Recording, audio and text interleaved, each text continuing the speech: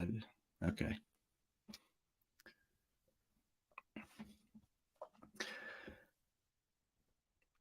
Hey, welcome to this week's AMA slash office hours. Um, Feeling a little under the weather today. Been battling something um, since Sunday that has just sapped my energy. So, um, give some people time to show up and ask some questions. If we don't get any questions, we'll cut it short this afternoon. Um, I'm also trying a new platform. So would love to know, you say hello in the comments, if you would, so I know who's here, because I can't see anyone's names. I just see number of viewers. Would love to know how the quality is, because last time I used a streaming platform, quality was pretty grainy, pretty crappy. But this looks okay on my end. So would love to know how it looks on your end. Um, Looks like we have two viewers. Welcome to today's AMA office hours. Um, Say hello in the comments, or do you have a question that you'd like me to answer or a topic to cover today? Um, my wife is on. She's saying it looks good, sounds good. So cool. Um, Like I mentioned, I've been a little under the weather. We'll probably keep it short and sweet today. Um, so feel free to shoot some questions my way or a topic you'd like to discuss. Um, I've covered a lot over the last couple of weeks. Talked about a lot of the reasons that I'm running. Um, they include quality of life, maintaining a high quality of life in Liberty Lake, and that includes public safety and crime and keeping the fentanyl epidemic away from Liberty Lake as much as we possibly can. Um, Smart growth is another key element.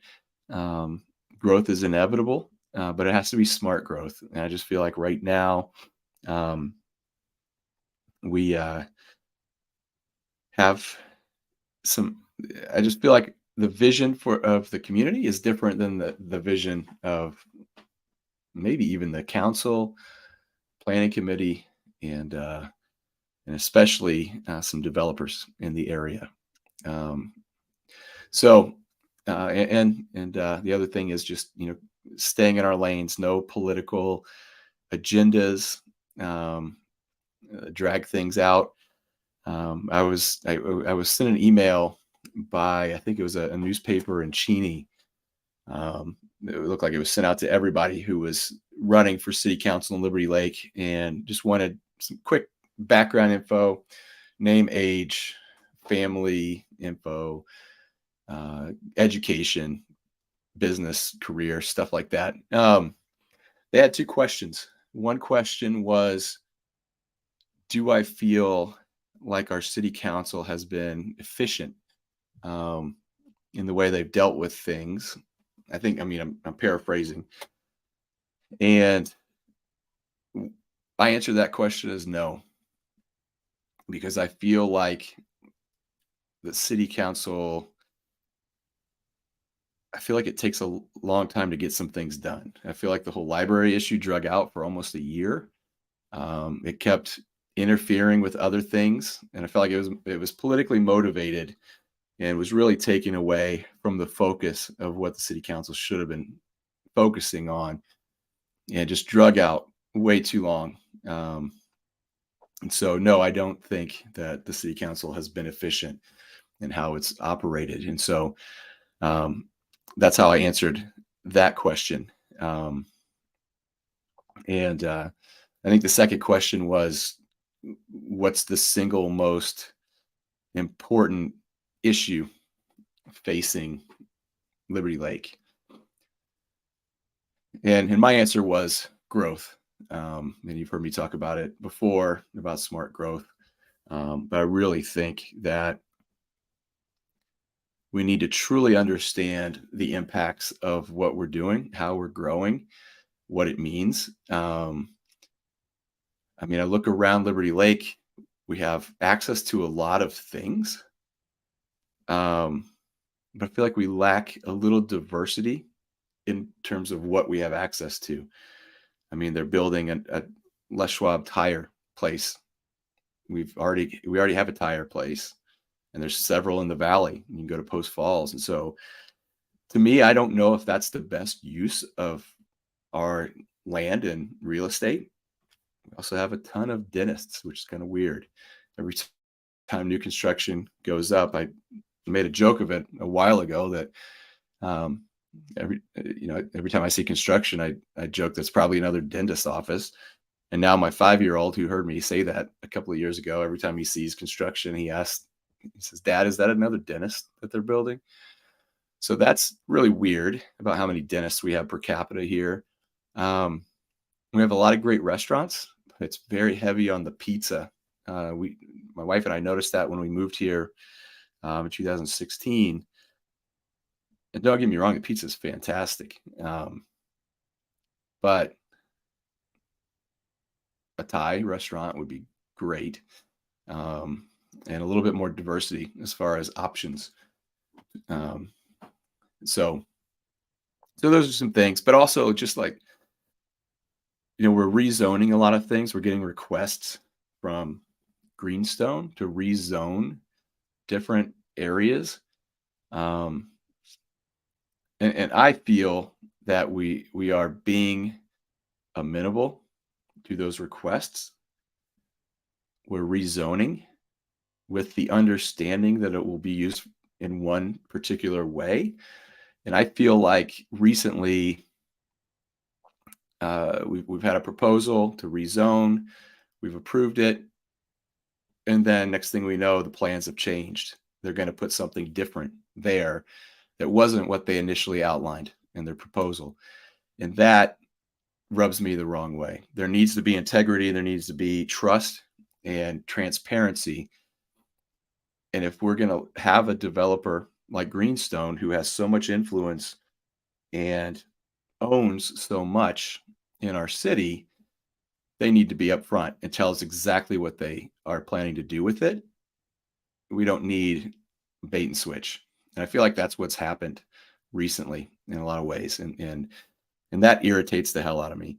Um, I mean, I have no problem with growth, but we just have to make sure it's what we want as a community. And my values, we need leaders who will listen. And that's part of I just had rack cards made that I'll hand out to people as I come and visit them door to door in the next month or so. And my tagline on there is Liberty Lake deserves leaders who will listen, because I feel like that's been part of the problem too. The community has spoken up when things have happened. They've let the council know, and I feel like for the most part, the council hasn't listened. They were determined. They had their mind made up right from the beginning, and what the people of Liberty Lake, how they feel about something, hasn't mattered. And that to me is wrong. We're there to serve the community, to serve the people who have elected us. We're not there to push through our own political agendas. And I feel like that's happened way too many times. And I feel like it happens with Greenstone. I feel like it happened with the book banning thing. That was highly political and just unnecessary for our community. And I'm going to not be part of that problem. I'm going to be part of that solution. And so I will listen to what the people say, what their objections are, why they have those objections. When you think change and growth is scary for a lot of people, and I think a lot of the objections and issues that come up are related just to change in general. And I think, no one wants to have their lives upended. They don't want to have their world changed dramatically overnight. And that can happen quickly in a place like Liberty Lake, where you build a couple things, a bunch too many apartments. You build a technology campus that HP and several big companies that you tried to attract. I'm sure I don't know what all went into that when it was built. Um, but I'm sure that those big companies had a lot of say in how it was built, and then they left, and we're stuck with the buildings and stuck with the pavement. And I'm not sure how many trees probably got bulldozed to make that thing happen. But now we've just got that. There are some companies that seem like they're using it, but I feel like the pandemic really put a dent in commercial real estate for businesses. And so I think that's something we have to take into consideration as well. We don't want to be stuck. Like New York is having a big problem right now with real estate, commercial real estate. Because so many people work from home. No one wants to come into the office anymore. And so if we're thinking about building places where people can live, work, and play, we have to define the work piece of it. Are we trying to attract businesses, or is it where people can live and work remotely and have everything they need to really not leave Liberty Lake? Um, so we need to really look at trends, look at what's happening in the world around us, and make sure that we're not building things that are going to be dinosaurs in a couple of years. And just now we've paved over the area, removed our open space, our green space, and now we got vacant buildings. No one wants that. So when I talk about smart growth, that's part of it. We also have to talk with the people. We have to understand what's important to them. What's their vision for how Liberty Lake will grow? How do they envision their future here, their kids' future? What will their kids come back to when they grow up? Will it be anything like it was when they were kids? Is that what we want? Do we want to preserve that feeling? I do. I like the community. I like how close it is. I like its size. I like how many people we know. Um, and I really don't want that to change. I don't want the Seattle freeze to come to Liberty Lake, where you walk into a grocery store and you start talking to somebody and they look at you like you're trying to rob them. That was not very much fun in the cities I've lived in.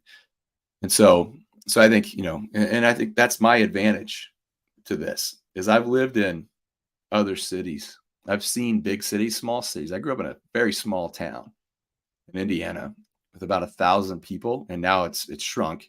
Everybody's moved away. Now it has about maybe 800 or so on a good day.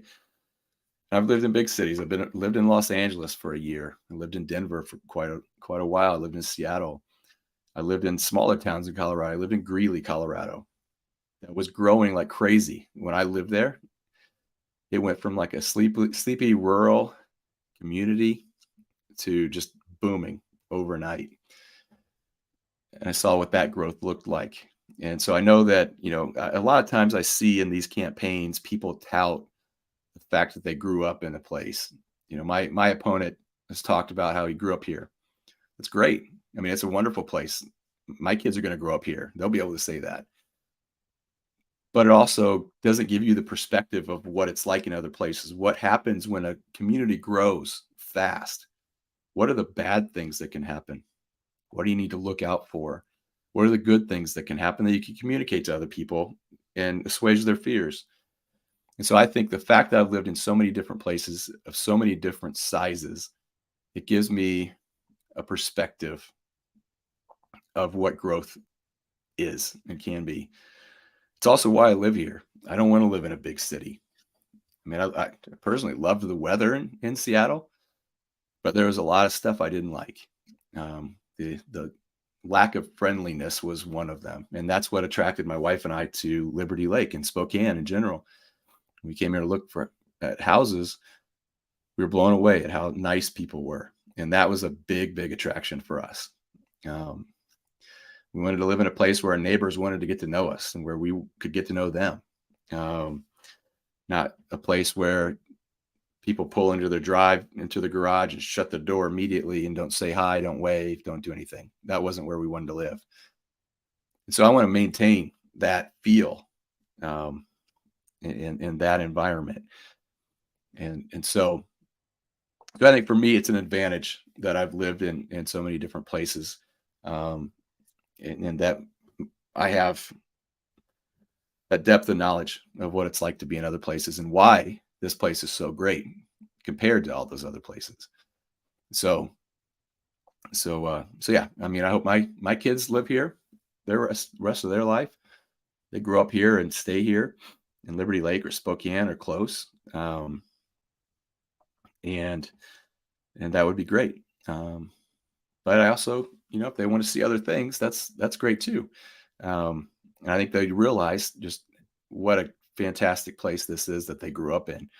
Fantastic place it is to live and raise a family of their own. The schools are fantastic, and hopefully they stay that way. We have to make sure that our kids are learning what they need to learn, and that we don't have political agendas there as well. That concerns me. Um, Before I decided to run for city council, I was really focused on running for the school board because we do not need crazies, unqualified, to push their political and religious agendas. It's a public school, not a religious school. And so the radical candidates that I'm seeing on school boards scare me because I want my kids to have an education that allows them to see and understand a lot of different topics so that they can make their own decision. I don't need a school that's going to try to make their decisions for them. I don't want my kids to grow up to be cogs in a system to where we teach them to be robots. I want them to be able to think critically and use information, gather information and make decisions. I feel like our country right now lacks that in a bad way.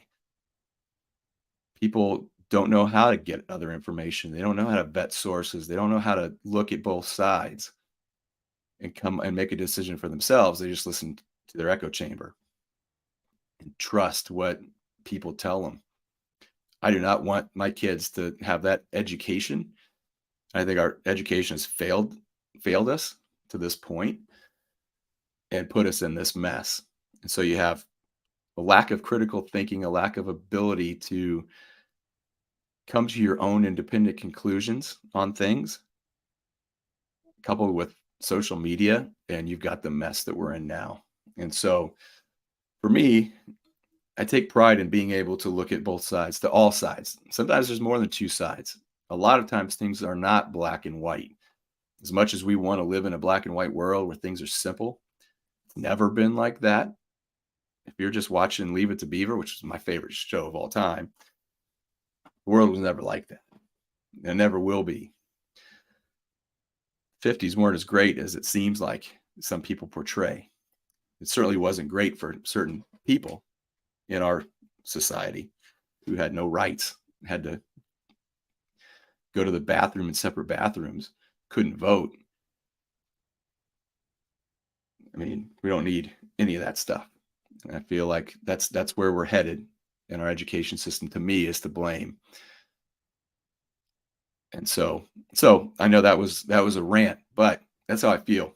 And until the thing with the library happened, and that same element that's trying to infiltrate our school boards attempted to infiltrate our city council, which in a lot of ways can be a lot more influential than a school board. I mean, I could pull my kid out of school and send him somewhere else, but I'm not going to move out of the city when people start banning books and telling me what I can and can't read, and start to infringe on my constitutional rights. So that's why I decided, all right, school board or city council. I chose city council, and had the whole library thing not happened, I probably would have just focused on the school board. So you can thank Chris Cargill and his band of people for that, which is probably a good thing because we need to clean house. And there's a lot of great candidates who are running right now.